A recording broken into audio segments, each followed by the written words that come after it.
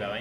Yes. Yeah, Jeff here from Grizzly Bear Fitness. How you doing? I'm Coach Jason from Rec Shop Training Camp, and we're here to show you the squat.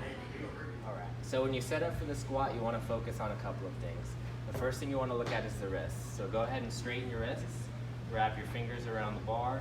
Straighten your wrists. You should feel tight there. Pinch your shoulder blades back. You should feel tight in the middle of your back.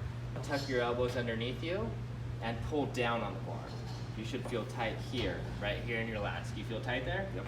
Good. Now tuck your pelvis underneath you. Just like that, like you're pushing your hips forward.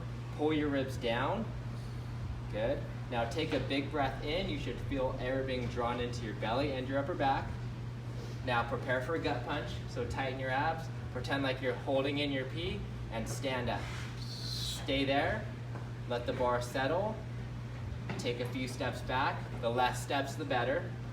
You want to be about shoulder width apart, and your toes can be turned out just a hair if you need them to be. All right, that's good. So when you squat, you want to focus on doing a couple of things. First, you want to drive your big toe down into the ground, and you want to corkscrew your foot into the ground. That'll lift your arch and stabilize your foot so that your arches don't collapse inward as you squat. Next, you want to make sure that you keep your ribs down and your abs on throughout the entire repetition. You do not want to flare your ribs and squat like Jason will demonstrate here, because you cannot brace your core properly when you do that.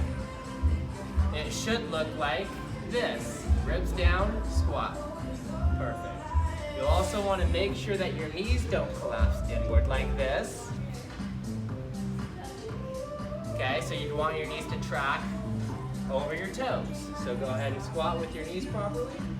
Perfect. You'll want to make sure that your heels stay down, not like this. And you'll want to make sure that your back doesn't round as you squat down. If you do a good job, like we talked about during the setup, squeezing your shoulder blades together and pulling down on the bar, you won't run into that problem. So this is what a good squat looks like.